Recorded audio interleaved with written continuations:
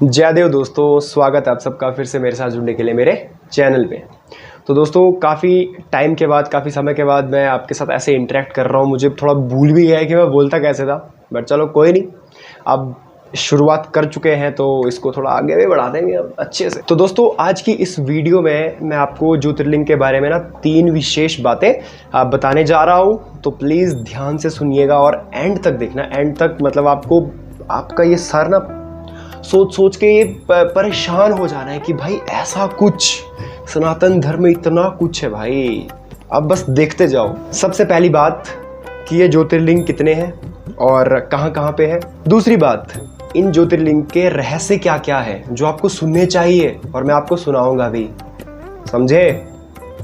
और अंतिम बात, शिवलिंग और ज्योतिर्लिंग के बीच में अंतर क्या होता है।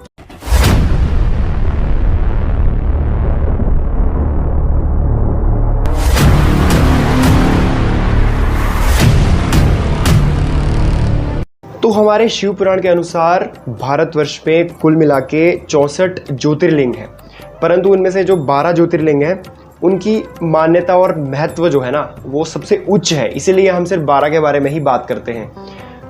और इस वीडियो में भी हम सिर्फ 12 के बारे में ही बात करने वाले हैं, ठीक है। बट ये पार्ट 1 है, पार्ट 2 अलग से आएगा। 6 के बारे में मैंने आपको बताना है, इसमें भी 6, अगले में भी 6, तो ठीक है। तो सबसे पहले आपको हम बताएंगे कि इनके नाम क्या है और ये कहाँ कहाँ पे स्थित है। सबसे पहले आता है सोमनाथ ज्योतिर्लिंग जो गुजरात में है, फिर आता है मल्लिकार्जुन ज्योतिर्लिंग जो आंध्र प्रदेश में है, फिर आता है महाकालेश्वर ज्योतिर्लिंग जो कि उज्जैन मध्य प्रदेश में है, फिर आता है ओमकारेश्वर ज्योतिर्लिंग जो कि मध्य प्रदेश में है, फिर भीमाशंकर ज्योतिर्लिंग जो कि महाराष्ट्र में है, फिर काशी विश्वनाथ ज्योतिर्लिंग जो कि कहाँ है, यूपी में है, फिर आता है त्रिंबकेश्वर जो महाराष्ट्र में है, फिर बैद्यनाथ जो झारखंड में है, फिर आता है नागेश्वर जो गुजरात में है, फिर आता है उसके बाद कृष्णेश्वर जो महाराष्ट्र में है, फिर आता है रामेश्वरम जो तमिलनाडु में है, और उसके बाद आता है लास्ट में केदारनाथ, अपना केदारनाथ जो कहाँ पे है,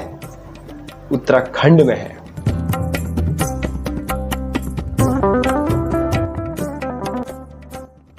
तो सबसे पहले हम बात करते हैं सोमनाथ ज्योतिर्लिंग की।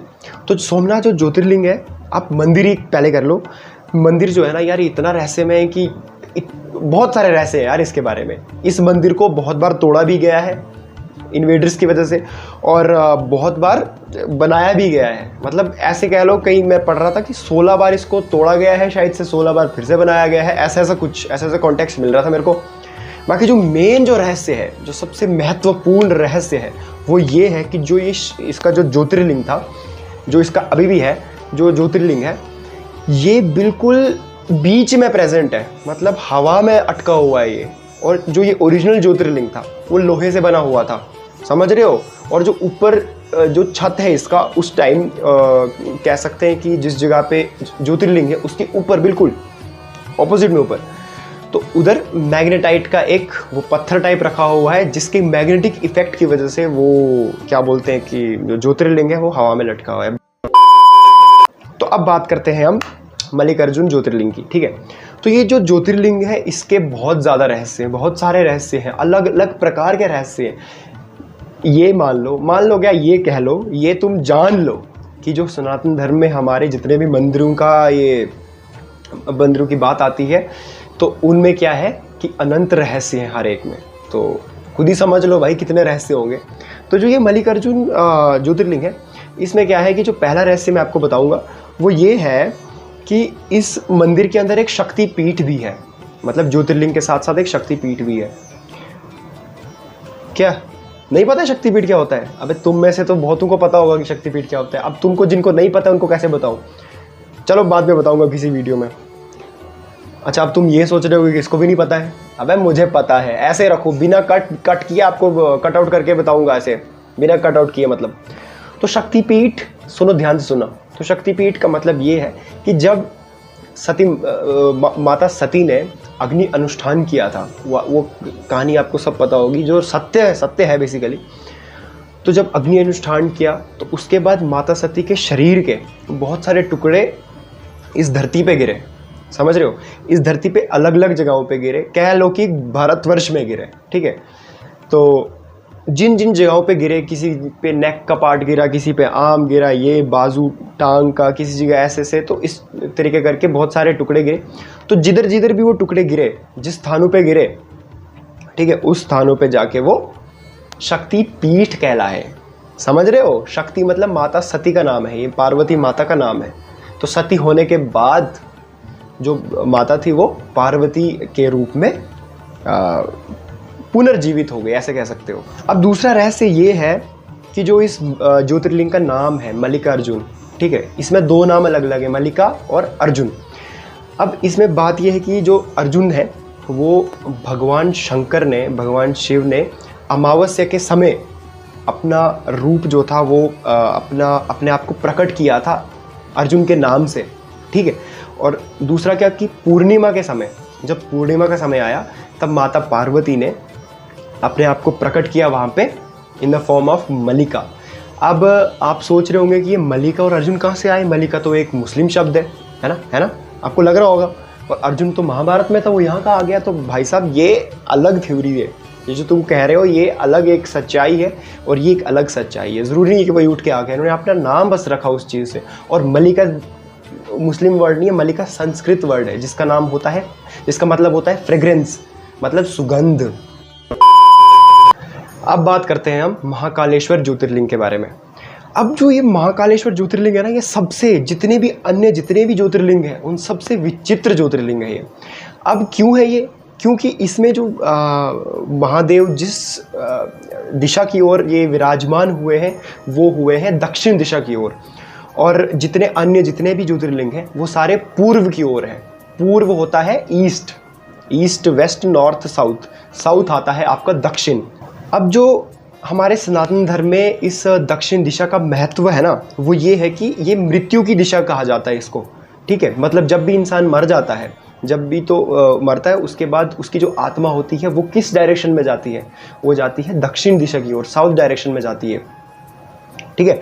अब उस साइड क्यों जाती है? क्योंकि उस साइड क्या है? यमलोक है, यमपुरी है, जहाँ पे हमारे कर्म और सबका हिसाब किताब होता है। अब महाकालेश्वर मंदिर है ये। महाकाल मतलब भगवान जो महादेव है उनका दूसरा नाम भी है महाकाल, कालू के काल, महाकाल। तो वो यहाँ पे दक्षिण दिशा की ओर मुख किए हुए। तो इसका मतलब ये होता है, या इसको हम इस तरीके से समझते हैं कि जो महाकाल हमारे दक्षिण की ओर मुख किए हुए हैं वो इसीलिए मुख किए हुए हैं क्योंकि किसी भी वो अपने जितने भी उनके भक्त हैं वो उनकी अकाल मृत्यु नहीं होने देते, वो उनको अकाल मृत्यु से बचाते हैं, इसलिए वो दक्षिण दिशा की ओर मुख किए हुए। अब बात आती है ओमकारेश्वर ज्योतिर्लिंग की। अब देखो यार, ब्यूटी देखो इस जगह पे, ब्यूटी देखो कि जो ये नाम है, नाम में ही ओम है। और जैसे भी ये नाम रखा गया है, जैसे भी ये नामकरण हुआ है इस जगह का, तो उसमें है एक अलग ही एक रहस्य है उसमें। अब क्या है कि ये जो मंदिर है ये जिस भी जगह पे है, ये अब बता देता हूँ, जो नर्मदा रिवर है उसके साइड पे लगा हुआ है बिल्कुल ये।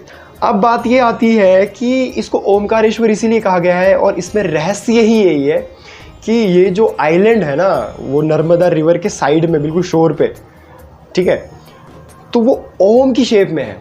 वो आइलैंड ऐसे आप फोटो में देख सकते हो कि ये बिल्कुल ओम की शेप में है। अगर आप अब आप किसी को दिख भी नहीं रहा होगा, कोई बोलेगा नहीं ये तो ज़बरदस्ती बनाया हुआ है, पर भाई साहब ऐसा कुछ भी नहीं है। देखो, भगवान को देखने के लिए ना मन की आंखों की ज़रूरत होती है, इन आंखों की ज़रूरत नहीं होती है, ठीक है। और कलयुग में ये वाली तो सबके पास है, बट ये वाली किसी के पास भी नहीं है। इसलिए मैं कह रहा हूँ कि ध्यान से थोड़ा मन लगा के देखो तो आपको सब कुछ अच्छे से कार्ड बना हुआ दिखेगा। तो अब बात आती है भीमशंकर ज्योतिर्लिंग की। तो यार इसके पीछे ना एक बहुत ही रहस्यमय और बहुत ही विचित्र कहानी है और बहुत ही मज़ेदार कहानी है। आप सुनना यार, मज़ा आ जाएगा आपको ये कथा सुन के। तो क्या होता है कि त्रेता युग का समय था। अब त्रेता युग में क्या था, एक असुर था, त्रिपुरासुर जिसका नाम था। वो 3 असुरों को मिला के एक असुर बना था। वो भगवान भोले का बहुत बड़ा भक्त था, और असुर होते ही हैं, ठीक है, और भगवान है ही भोले बाबा हमारे, वो हर एक की बात मान लेते हैं। तो उस असुर ने क्या किया कि भगवान की तपस्या की, बहुत सारी तपस्या की, बहुत युगों तक तपस्या की। फिर एट द एंड भगवान प्रसन्न हो जाते हैं, वो उसको दर्शन देते हैं, तो बोलते हैं मांग वत्स, तेरे को क्या चाहिए? तो वो कहता है कि मुझे अमरता चाहिए। अमरता मतलब मुझे अमर बना दो, इमॉर्टल बना दो। तो भगवान कहते हैं कि नहीं, ये अटल है, ये मैं किसी को नहीं दे सकता हूँ, ये अमरता का वरदान जिस मनुष्य की या जिस भी जीव की मृत्यु हुई है, उसका जन्म हुआ है पहले, फिर उसकी मृत्यु हुई है, तो ये अटल है, ये चीज़ बदल नहीं सकते हम इमॉर्टलिटी का वरदान देके। तो वो कहता है कि प्लीज़ मुझे तब भी दे दो, तो भगवान उसको दे देते हैं। अब कुछ लीला होनी थी, कुछ चीज़ बननी थी, तो इसीलिए अमरता का वरदान दे दिया, नहीं तो नहीं कि मिलता किसी को, और ना मिला है किसी को अमरता का वरदान ऐसे ही फालतू में। तो उसको वरदान मिल जाता है, बट भगवान ने कंडीशन रखते हैं कि तूने ये काम करना है, इसका उपयोग करना है, दुरुपयोग नहीं करना है। उपयोग करना है कि जो भी असहाय है, जो भी बेचारे इनोसेंट पीपल हैं, उनकी सहायता करनी है तूने, ठीक है। तो इसलिए तेरे को वरदान दे रहा हूँ मैं इमॉर्टलिटी का। तो वो कहता है ठीक है भगवान जी, मैं करूँगा। तो जैसे उसको वरदान मिल जाता है तो वो भाई हाहाकार मचाने शुरू हो जाता है, हर जगह तहलका मचा देता है, मतलब हर जगह बुराई फैला देता है। जब भगवान शिव को इस बात का ज्ञान होता है तो वो बहुत गुस्से में आ जाते हैं, बहुत क्रोध में आ जाते हैं वो। तो वो जाते हैं माता पार्वती के पास, वो कहते हैं कि हमको आपकी सहायता चाहिए। ऐसे ऐसे उन्होंने पूरी कहानी बताई, कथा बताई। तो फिर भगवान शिव ने और माता पार्वती ने आपस में मिल के एक स्वरूप बनाया, एक रूप बनाया, जिसका नाम बना अर्धनारेश्वर। आपको अब पता लग गया होगा कि ये क्या है। तो अर्धनारेश्वर रूप जब धारण किया भगवान ने, तो उसके बाद उन्होंने उस असुर की हत्या कर दी, ठीक है। अब हत्या की, उसको मार दिया। उसके बाद क्या हुआ कि भगवान बहुत क्रोध में थे, थक भी चुके थे, उनको बहुत पसीना आ रहा था। तो वो जाके इसी स्थान पे आके, जहाँ पे ये मंदिर है, जहाँ पे ये ज्योतिर्लिंग है, उसी स्थान पे आके बैठ जाते हैं। वहाँ से उनको पसीना इतना निकलता है कि उनसे, उस पसीने से बहुत सी नदियों का निर्माण हो जाता है। अब वो नदियाँ इतनी विशालकाय हो जाती हैं कि उससे एक बहुत बड़े विशालकाय एक पौंड कह सकते हैं, या जिसको हम हिंदी में कुंड कहते हैं, उसका निर्माण होता है, ठीक है। और उस कुंड से क्या होता है कि एक रिवर की उत्पत्ति होती है, एक नदी की उत्पत्ति होती है, जिसको भीम रिवर कहते हैं। अब क्या होता है कि भगवान फिर भी वैसे ही है, क्रोध में। तो फिर उनके जो डिवोटीज थे उस टाइम के, तो या देव हो गए, कोई भी हो गए, उन सब ने उनको रिक्वेस्ट की कि भगवान जी प्लीज़ आप यहीं पे आप विराजमान हो जाइए, अपना रूप यहाँ पे धारण कीजिए, और ताकि आने वाला जो समय है, आने वाले जो भक्त होंगे आपके, वो आपके दर्शन कर सकें, आपकी कृपा बनी रहे उन पे यहीं से। तो भगवान ने प्रसन्न हो गए, उनका क्रोध शांत हो गया, और उन्होंने यहाँ पे भीम शंकर के रूप में सेटल हो गए, मतलब यहीं पे। तो दोस्तों अब बात आती है जो इस पार्ट 1 का जो लास्ट ज्योतिर्लिंग है, जिसके बारे में बात करूंगा, काशी विश्वनाथ ज्योतिर्लिंग। अब इसके रिलेटेड आपने एक वो सत्य कथा सुनी होगी कि जब विष्णु जी और ब्रह्मा जी के बीच में विवाद हो जाता है कि सबसे सुप्रीम कौन है, सबसे सर्वोच्च कौन है, ठीक है। सुनी होगी ना, नहीं सुनी होगी याद उन्हें, बट फिर भी मेरे को क्या है, मैं तो सुनाऊंगा, है ना। सबने ही सुनी होगी, पर मेरे को क्या है, मैं सुनाऊंगा भाई, मेरे को व्यूज चाहिए। तो बात ऐसी है कि जब इनका विवाद हो रहा था, तो बीच में भगवान शिव प्रकट हो जाते हैं। तो वो कहते हैं कि अच्छा ये सीन चल रहा है तुम्हारा, चलो कोई नहीं, मैं इस समस्या का समाधान किए देता हूँ। तो उन्होंने क्या किया कि अपने आप को इस एक अनंत मतलब कह सकते हो कि इनफाइनाइट ज्योतिर्लिंग में अपने आप को प्रकट किया वहाँ पे। तो उन्होंने कहा कि अब आप क्या करो कि आप दो जाओ और इस जो ज्योतिर्लिंग है इसका एंड पॉइंट ढूंढो। जिसको एंड पॉइंट मिल गया और सबसे पहले जो यहाँ पे आ गया वापस, तो वही होगा सबसे सुप्रीम। तो वो दोनों चले जाते हैं। अब विष्णु जी कैसे जाते हैं, अपने वराह रूप में जाते हैं, बिल्कुल प्रचंड तरीके से जाते हैं, ठीक है। फिर ब्रह्मा जी जो थे वो अपने वाहन पे गए, अपने आप को किसी में ढाला नहीं उन्होंने, ठीक है। वो अपने वाहन पे गए, जिसको कहते हैं हंस कहते हैं, हंस वाहन है उनका, जिसको हम इंग्लिश में स्वैन भी कहते हैं। तो चले गए, काफ़ी टाइम हो गया, बहुत टाइम हो गया यार, बहुत। बीच में ब्रह्मा जी वापस आ जाते हैं, ठीक है। अब वो आके कहते हैं महादेव से कि मुझे इसका एंड पॉइंट मिल गया। तो महाकाल बहुत क्रोधित हो जाते हैं। तो भगवान शिव को पता लग गया ये तो आधे रास्ते वापस आ गया है। तो उन्होंने महादेव ब्रह्मा जी को श्राप दे देते हैं कि आज से अनंत काल तक, जन्म जन्मांतर तक तुम्हारी या आपकी कोई पूजा नहीं करेगा, कोई भी आपको पूजेगा नहीं। तो उनको श्राप मिल जाता है, ब्रह्मा जी दुखी हो जाते हैं। तब तक विष्णु जी भी आ जाते हैं वहाँ पे। तो विष्णु जी कहते हैं, वो सत्य कह देते हैं कि महादेव मुझे कहीं पे भी इसका एंड पॉइंट नहीं मिला।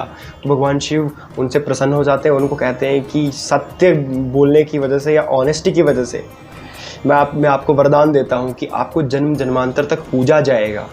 तो ये जो संवाद हो रहा था ये जो हुआ था ये कहाँ पे हुआ था? ये इसी जगह पे हुआ था, काशी विश्वनाथ। तभी इस जगह को विश्वेश्वर भी कहते हैं, विश्वेश्वर ज्योतिर्लिंग भी कहते हैं इसको, क्योंकि विश्वनाथ कौन है? पूरे सृष्टि, पूरे ब्रह्मांडों को रचने वाला कौन है? भोलेनाथ है।